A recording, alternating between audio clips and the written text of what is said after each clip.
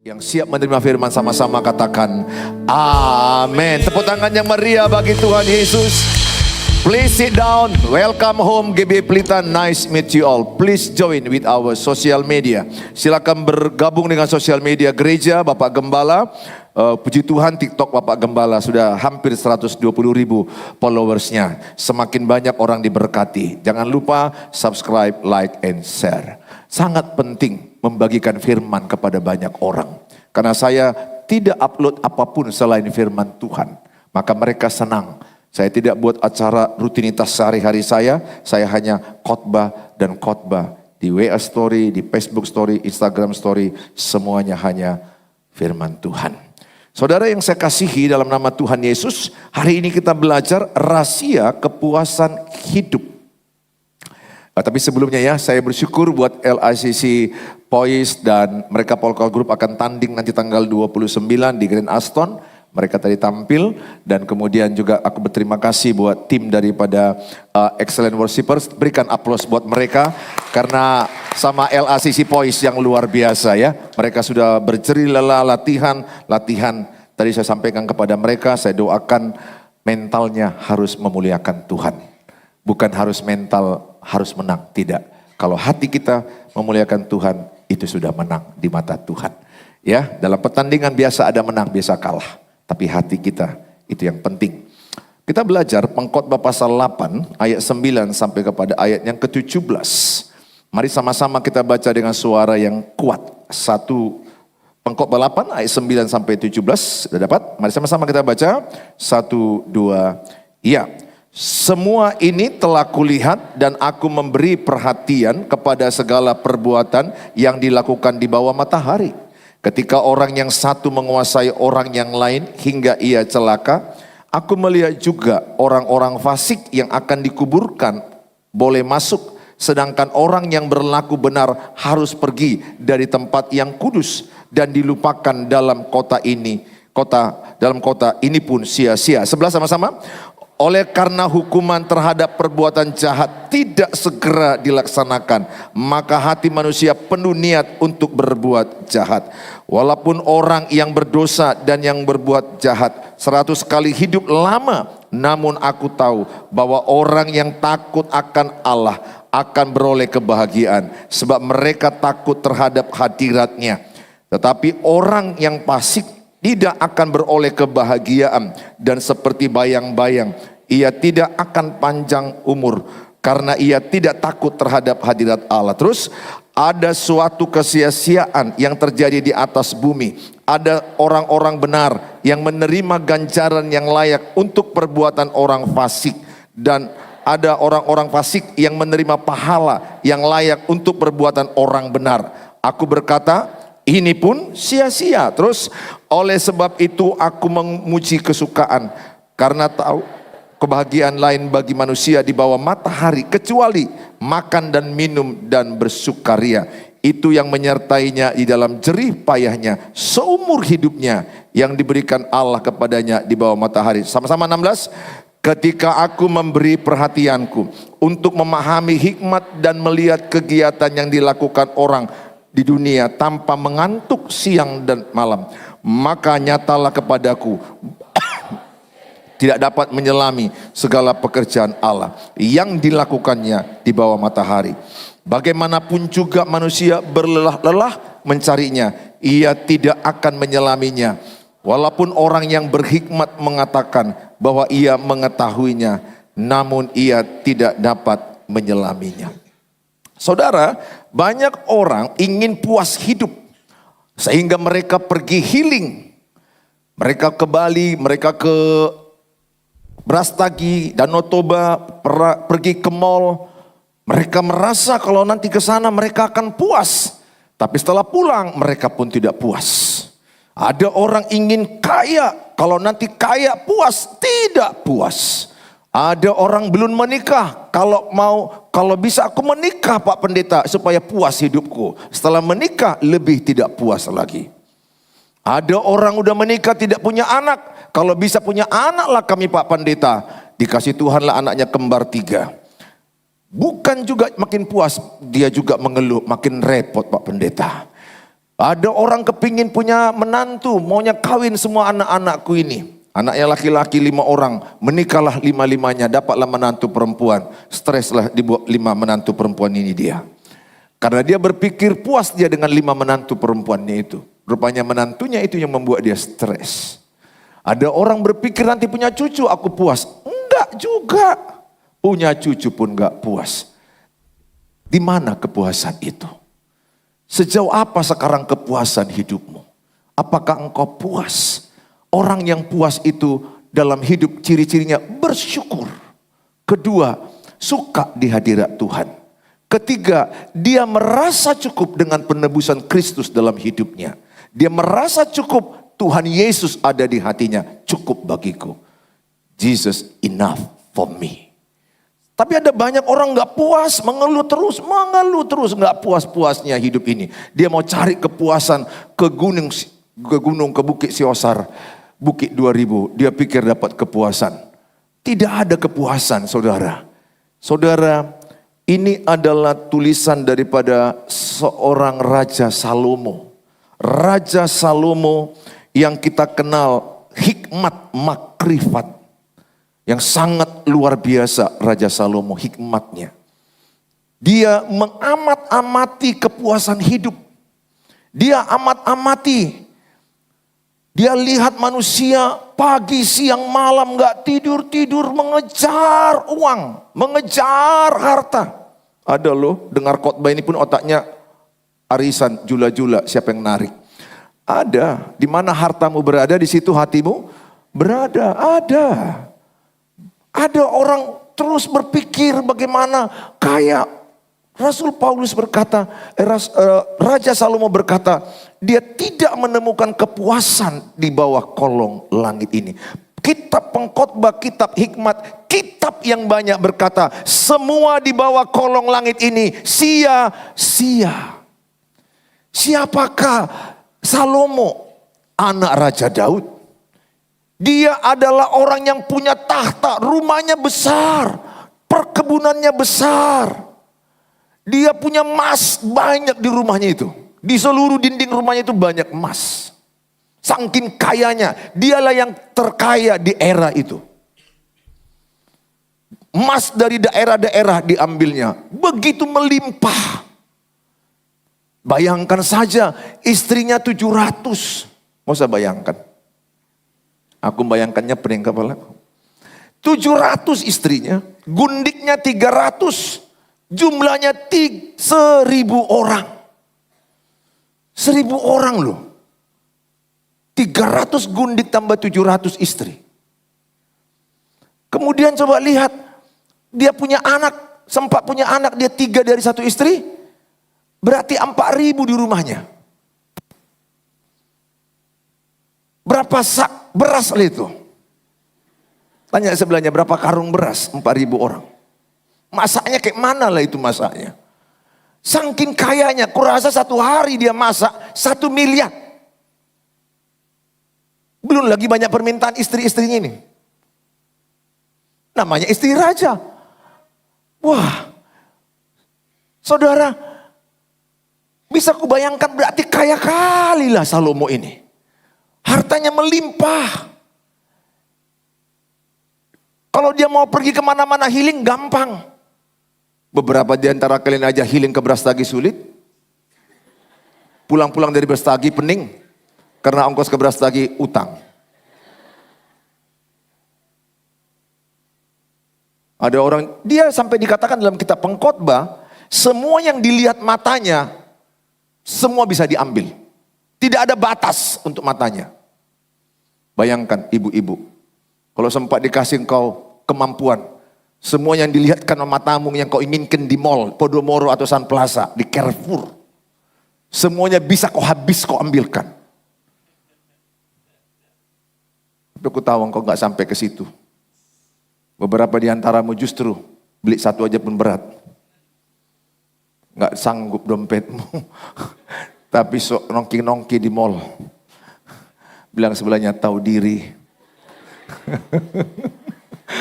Udah lalit sen, tidak ada uang. Nongki-nongki lagi di mall-mall mewah. Aku ya kalau nggak perlu kali aku ke mall, nggak ke mall aku. Saya begitu orangnya. Tapi istri saya ada acara, ada hal-hal yang mau dikerjakan dia di mall ya saya temani. Kok saya tidak. Saya paling senang kalian tanya di mana? Di hadirat Tuhan. Oh saya bilang, se. Nggak akan terangkat dompet gini sama. Udah mati aku dengan pujian. Pujian pun sia-sia.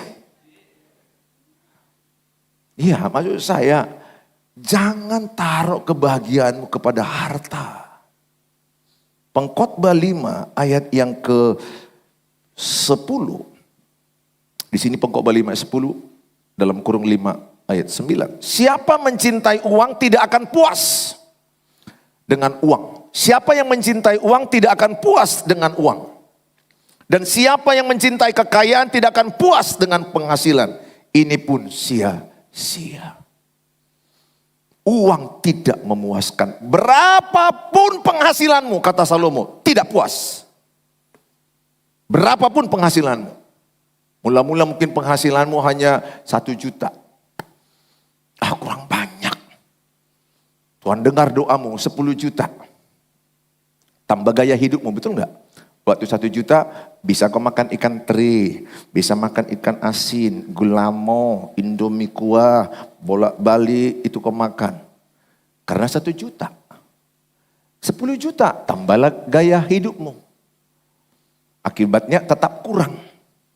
Mulailah kau mengerti makan steak. Makan steak. Mulai bergaya, pakai lipstick yang mahal. Kalau dulu hanya pakai demban, sekarang dia pakai Revlon.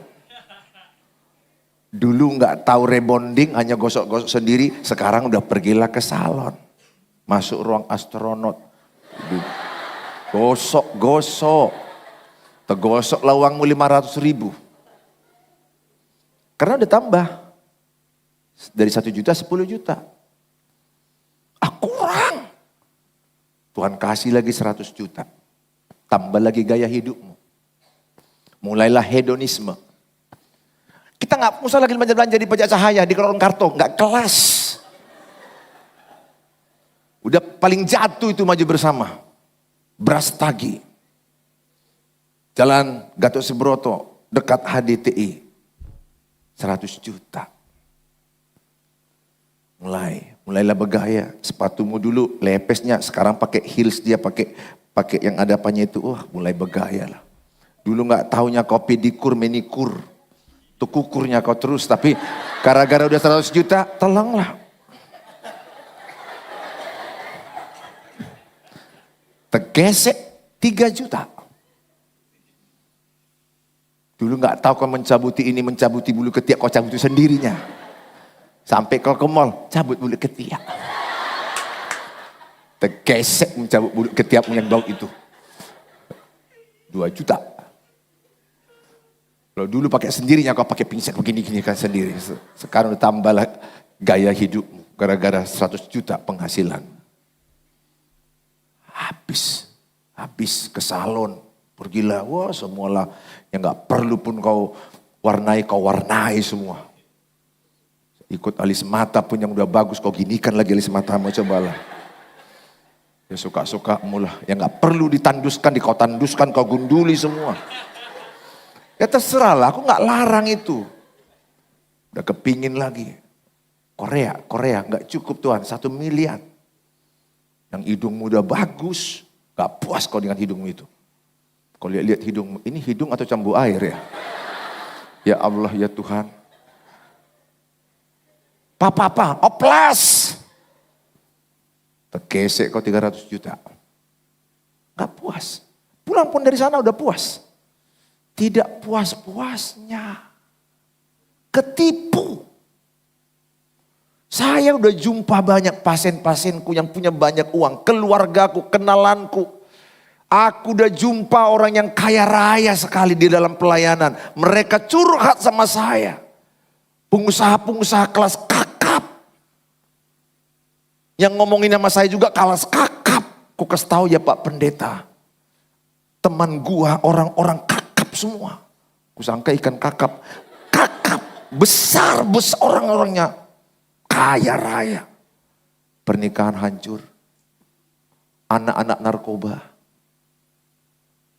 Jangan kalian lihat tampak luar, wah happy, baik, lancar, indah.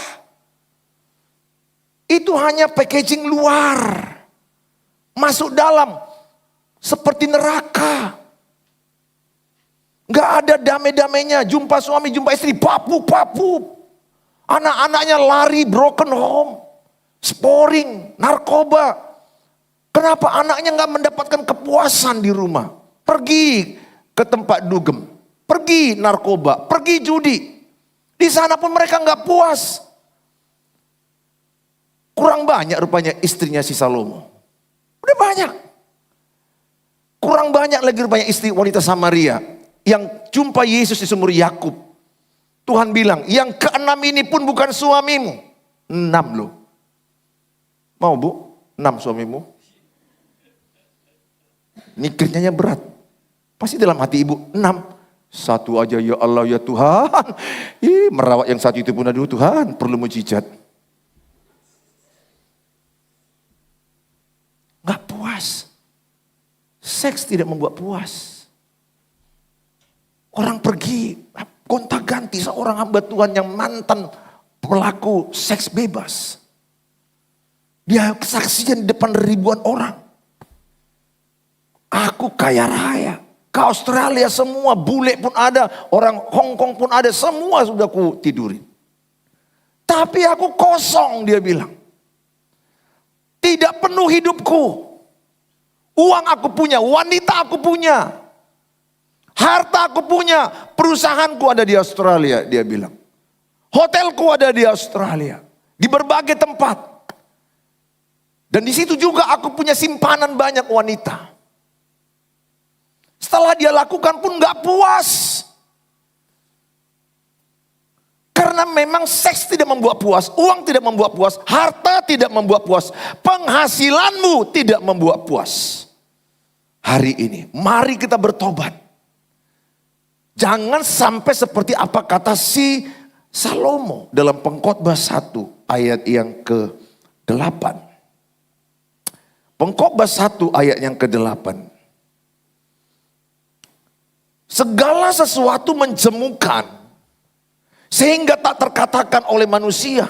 Mata tidak kenyang melihat, matanya pun gak puas. Telinga tidak puas mendengar, telinganya pun tidak puas. Sampai dia katakan ayat 8, segala sesuatu menjemukan. Orang yang tidak puas hidupnya jemu, membosankan, stagnan. Saya bersyukur punya Tuhan Yesus sama dengan dirimu. Karena kepuasan kita ada pada Tuhan Yesus. Hidupku semangat tiap hari karena Tuhan Yesus. Hargai itu. Ini sudah punya semuanya tapi dia bilang bosan. Jenuh di bawah matahari ini. Sampai dia benci dengan kehidupan. Pengkhotbah pasal yang ke-2 ayat yang Pengkhotbah pasal 2 ayat yang ke-17. Saya akan bacakan nama kita, Pengkhotbah 2 ayat 17. Oleh sebab itu aku membenci hidup. Itu Salomo katakan. Oleh sebab itu aku membenci hidup karena aku menganggap menyusahkan apa yang dilakukan di bawah matahari. Sebab segala sesuatu adalah kesia-siaan dan usaha menjaring angin. Jadi dia melihat orang pagi siang malam kerja, pagi siang malam kerja. Tidak saat teduh, tidak doa. Pokoknya pagi langsung kerja, langsung uang pikirannya. Lupa ulang tahun anak, lupa ulang tahun istri, lupa acara-acara keluarga. Gak punya waktu, uang terus. Pikirannya pun uang terus. Apa yang terjadi? Kosong hidupnya. Sampai Salomo berkata, hidup ini membosankan. Hidup tanpa Yesus membosankan. Jangan ketipu dengan kebahagiaan yang semu. Jangan ketipu dengan kebahagiaan palsu. Di luar Tuhan Yesus tidak ada kebahagiaan sejati.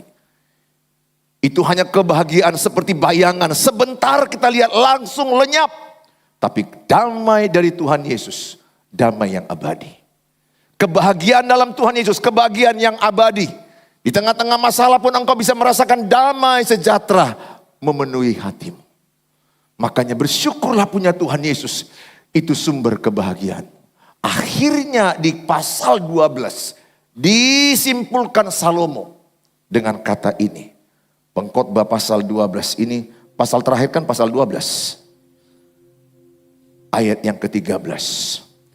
Pengkhotbah 12 ayat 13, akhir kata, ini puncak daripada kesimpulan dia. Semua di bawah matahari ini sia-sia.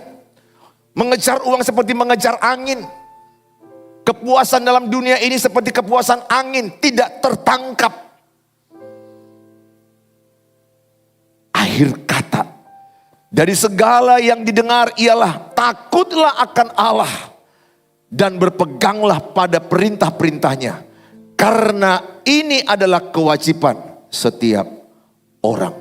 Akhirnya kata dia, takutlah Tuhan, karena takut Tuhan sumber kepuasan. Takut Tuhan sumber kepuasan. Bahkan dia bilang hadirat Tuhan itulah sumber kepuasan. Ini Salomo menjelang kematian. Dia menulis pengkhotbah ini menjelang kematian. Kalau di Amsal dia masih muda, cukup kuat. Tapi kalau untuk pengkhotbah ini sedang menutup akhir hidupnya. Saya pun di usia 53 ini, dengan banyak pengalaman yang kulewati dalam hidupku, saya sudah mulai masuk kepada kesimpulan hidup. Kalaupun Tuhan kasih 70-80 tahun, puji Tuhan. Tapi saya sudahlah dengan 50 tahun hidup yang kulalui 53 ini. Udah bisa aku buat kesimpulan hidup. Apa yang mau kuwariskan kepada anak cucuku. Apa yang perlu kutanamkan di sisa waktu hidupku. Supaya anak cucuku jangan sampai kejar uang. 1 Timotius 6 ayat yang ke-10. Cinta uang akar segala kejahatan. Bukan uang netral. Tapi cinta uang akar kejahatan. Ada gara-gara uang jadi pengadilan abang adik. Ada gara-gara uang harta warisan enggak cakapan. Yang meninggal pun enggak dikunjungi. Yang pesta pun anaknya enggak dikunjungi. Jangan pernah kau mencintai uang. Suatu waktu kalau bagi warisan di keluargamu, dengar khotbah ini. Pesan Tuhan. Matius 5:9. Berbahagialah yang membawa damai. Karena mereka disebut anak-anak Allah. Lebih bagus kau mengalah berdamai. Tapi engkau bisa datang pesta anak adikmu. Datang anak abangmu. Abangmu meninggal kau kunjungi. Dan ikut kau sedih. Kita lahir gak membawa sehelai benang. Mati gak bawa sehelai benang. 1 Timotius 6 ayat 6. Miliki rasa cukup. Orang yang beribadah dengan rasa cukup akan mendapat keuntungan besar. Jangan terus merasa kurang-kurang. 1 Timotius 6 ayat 8. Asal ada makanan dan pakaian cukuplah. Jadi kalau engkau udah bisa makan dan engkau bisa pakaian, itulah standar Tuhan cukup. Jangan lagi kurang dan kurang. Masuk Pak Pendeta gak perlu kita menambah lagi. Yang pertama, yang ada, kau bisa rasa cukup dan engkau rasa puas, engkau bersyukur. Setelah engkau bersyukur, engkau bisa mengembangkan apa yang ada padamu. Enggak apa-apa, makin kaya pun Tuhan senang. Makin jabatanmu tinggi pun senang. Makin engkau punya S1, S2, S3, Tuhan senang. Tapi jangan buat S3mu itu sumber bahagiamu. Jangan buat harta yang kau dapatin sumber bahagiamu.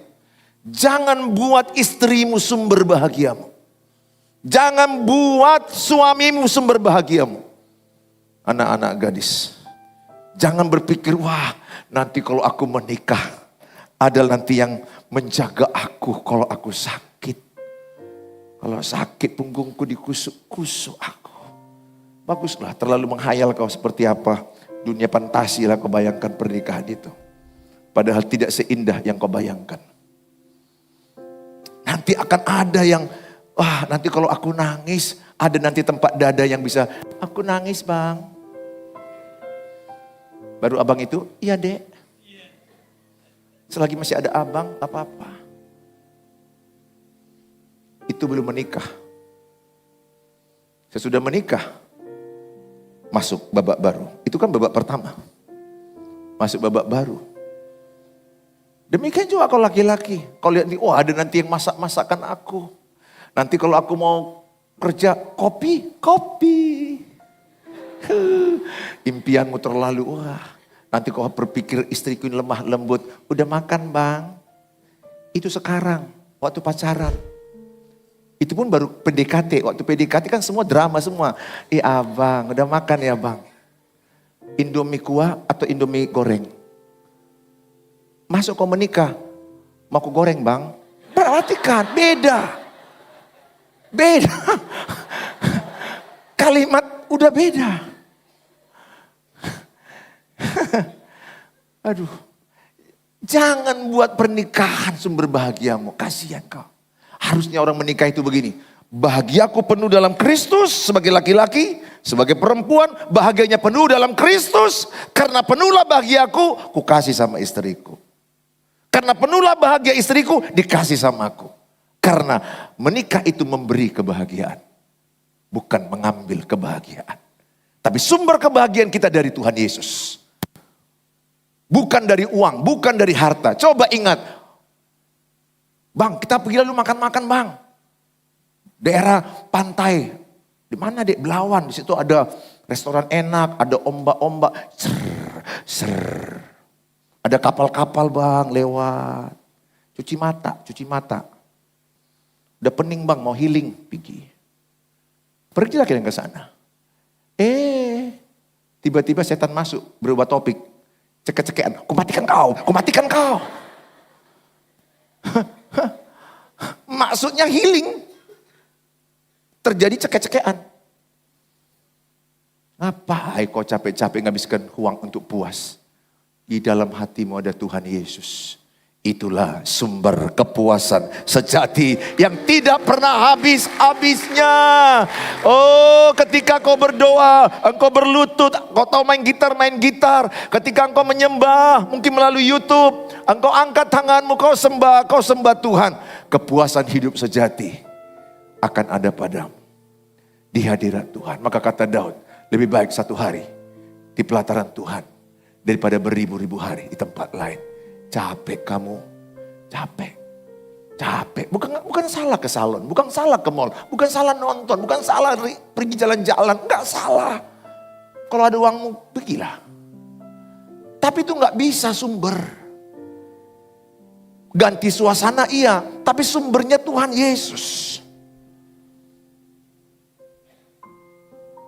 Yang pertama, takut akan Allah dan tidak hidup dalam kefasikan. Fasik itu artinya apa? Tidak mengenal Allah. Tidak mengenal kebenaran. Itu orang fasik. Dalam ayat 11 sampai kepada ayat yang ke-12 dikatakan adalah bahwa orang-orang fasik bisa kadang-kadang hidupnya lebih lama. Tapi orang benar kok lebih cepat mati. Pernahkah engkau membayangkan kenapa ya orang tidak menyembah Tuhan, tidak percaya Yesus, kok hidupnya kaya, hidupnya bahagia, lancar-lancar. Kok saya ikut Tuhan Yesus, sempat-sempatkan lagi ibadah 5 seperti ini, kok hidupku susah, miskin. Bahkan ada yang ku tahu lagi umurnya pendek. Umurnya 50 tahun, itu si koruptor itu 90 pula umurnya itu. Itu yang jahat itu umurnya kok bisa panjang. Ini pendeta umurnya 35. Itulah poin kedua. Banyak keterbatasan kita nggak tahu. Kita yang terbatas tidak bisa. Poin yang kedua, tidak bisa mengenal semua pikiran Tuhan. Karena dia tidak terbatas, kita terbatas. Tak terselami pikiran Tuhan. Jangan banding-bandingkan dirimu dengan orang lain. Jangan. Karena apa yang terjadi padamu tidak harus sama dengan orang lain dapatkan. Pertandingan hidupnya pun tidak sama. Jangan bandingkan. Karena dia tidak terselami. Kita terbatas, dia tidak terbatas. Intinya, lakukan hidupmu benar menurut firman Tuhan. tidak menyimpang ke kiri dan ke kanan, lakukan hidup sesuai kebenaran, selebihnya serahkan ke Tuhan. Kalau Tuhan mau kasih kita umur panjang, puji Tuhan. Kalau dikasihnya kita umur juga nggak harus panjang orang, puji Tuhan. Intinya bagaimana hidup, bukan panjang hidup, bukan lama hidup. Lama pun hidup tapi kalau membohongi orang, lama pun hidup kalau dia buat dosa terus, untuk apa? Saya lebih bagus hidup singkat tapi hidupku benar di mata Tuhan. Karena upah orang benar adalah kebahagiaan sejati. Salomo menyimpulkan, orang benar akan mendapatkan kebahagiaan sejati. Ubah dalam pikiranmu. Oh, orang jahat hidup lama, orang baik hidupnya cepat mati. Yang ini orang jahat, maling, lama hidupnya. Aku harus jadi maling lah. Jangan jadi maling. Jangan jadi jahat. Bukan lama hidup di dunia ini yang penting. Lama hidup di kekekalan. Selama-lamanya bersama dengan Tuhan Yesus. Aku mengajak semua kalian pada malam ini. Berhentilah membuat kepuasan kepada harta, kepada uang, kepada pasangan, kepada dunia ini. Gak salah kau nonton, gak salah pergi ke Bali, gak salah pergi ke Berastagi, gak salah beli baju baru, gak salah ke salon, gak salah S3, gak salah jadi kaya, tapi tidak sumber kebahagiaan. Tidak sumber kepuasan hidup. Makanya lihat orang-orang kaya tidak puas. Punya istri 3, gak puas. Punya segala-galanya, gak puas. Kosong hatinya. Tapi orang yang punya Tuhan Yesus di hatinya, sadarilah inilah sumber kepuasan hidup. Damai sejahtera abadi ada padamu. Bahkan di tengah masalahmu yang berat, engkau bisa tenang, damai. Kalau orang dunia tidak, selesai dulu masalahnya baru damai. Anak Tuhan Yesus di tengah persoalan, damai hatinya. Orang yang banyak berdoa di hadirat Tuhan, tidak panik ada masalah. Makanya di gereja ini saya ajak semua jemaat atau siapapun saudara, miliki doa penyembahan minimal 15 menit setiap pagi. Tambah firman Tuhan 15 menit, 30 menit. Tapi 23 jam 30 menit engkau selamat. Daripada engkau boro-boro cabut, langsung masak, langsung jualan, langsung harta, uang, kejar, nanti lari. Matius 6 ayat 33. Cari kerajaan Allah lebih dahulu, sekalian tambahkan padamu. Semakin kau kejar kebenaran, kau kejar Tuhan, uang mengejarmu. Semakin kau kejar uang, uang lari. Jangan jadi hamba uang, jadi hamba Tuhan. Saya mengajak setiap saudara, milikilah doa pagi 15 menit lewat penyembahan. Bisa YouTube, bisa gitar. Dan baca firman Tuhan. 30 menit, tapi selamat 23 jam 30 menit. Ketika ada masalah di tengah hari, kau bisa lebih tenang. Ketika ada orang mengejekmu, kau bisa lebih tenang. Kalau bisa 1 jam, puji Tuhan, doa pagi dan baca firman. Tidak ada hukum Taurat paksaan. Tapi Tuhan berkata, tidak sanggupkah engkau berjaga-jaga 1 jam saja. Tapi tidak patokan harus pas 1 jam. Bisa 30, bisa 45 menit. Saya percaya setiap saudara pulang akan berubah cara pikirmu. Kebahagiaan sejati hanya pada Tuhan Yesus Kristus. Oh, mari kita datang kepada Tuhan Yesus.